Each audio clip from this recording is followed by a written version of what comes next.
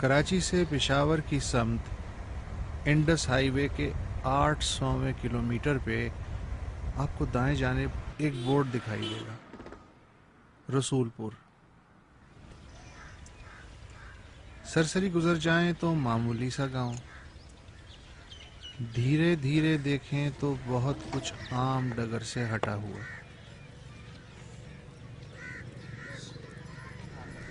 کوئی گلی ٹیڑھی میڑھی نہیں،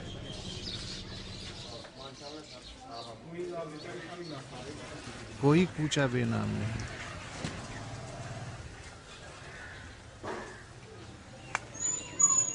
کہیں تو گندگی پھیلی ملے، مگر بھینسوں کے باڑوں میں بھی نہیں۔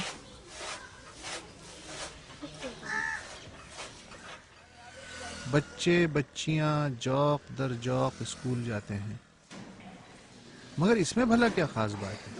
سبھی جگہ بچے اسکول جاتے ہیں، کہیں کم کہیں زیادہ۔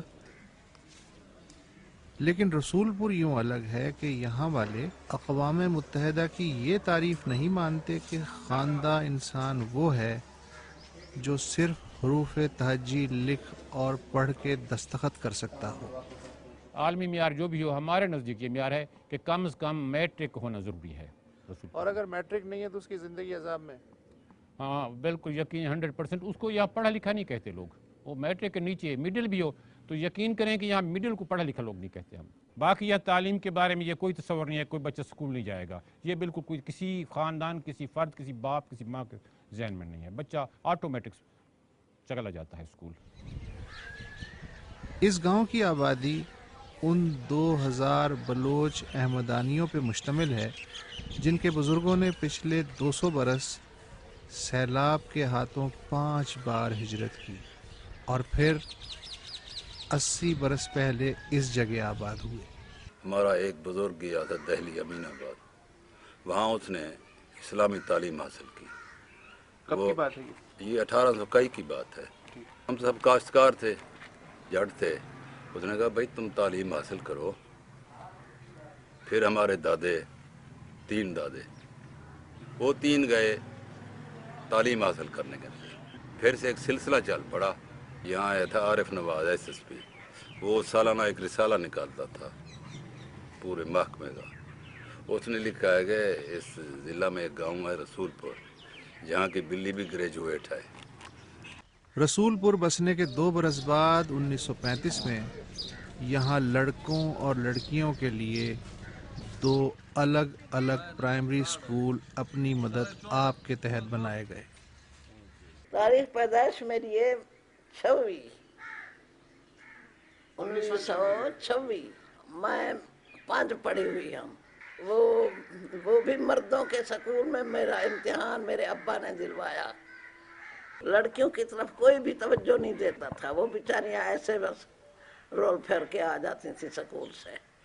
پھر جب میں نے پڑھانا شروع کیا تو پھر بہت خوش ہو گئے۔ پڑھائی بھی اردو میں، ہر چیز اردو میں، انگریزی مجھے نہیں آتی تھی، نہ میں نے کوشش کی سیکھنے کی نہ کچھ۔ پھر یوں ہوا کہ رسول پور میں طالبات کی تعداد طلباء سے زیادہ ہوتی گئی اور اس رجحان نے یہاں کی سماجی سوچ کو نیا رخ دیا۔ جو فیصلہ مطلب ہوتا تھا اکیلا آدمی کرتا تھا، اب ایسے نہیں ہے۔ گھروں میں عورتوں سے فیصلے بھی پوچھے جاتے ہیں، ان کو ان میں شامل کیا جاتا ہے۔ جو بھی فیصلے کیے جاتے ہیں وہ بھی ہمارے ساتھ شامل ہوتی ہیں۔ اور اس کے علاوہ جو ہمارے عورتیں تھیں وہ صرف ٹیچر کی جاب کرتی تھیں، اب ہماری جو لڑکیاں ہیں وہ MBBS ڈاکٹر ہیں، انجینئر بھی ہیں، وہ بھی باہر جا کر جاب کر رہی ہیں۔ تو یہ بہت بڑی تبدیلی ہے۔ اس سب کے باوجود رسول پور والوں کے کچھ اپنے ہی سماجی ضابطے ہیں۔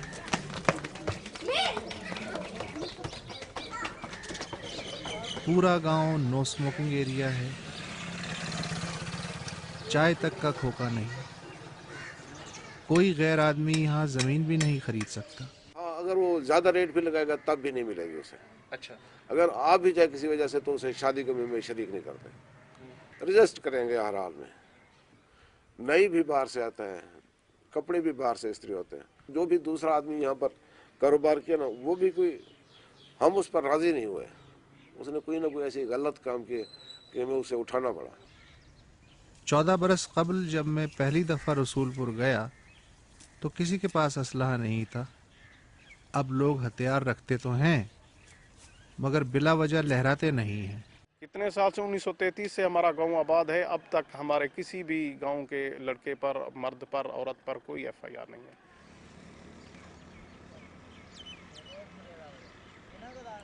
रसूलपुर के चारों तरफ और भी मुतअद्दिद कबाइल आबाद हैं, लेकिन उनमें से कोई भी रसूलपुर नहीं।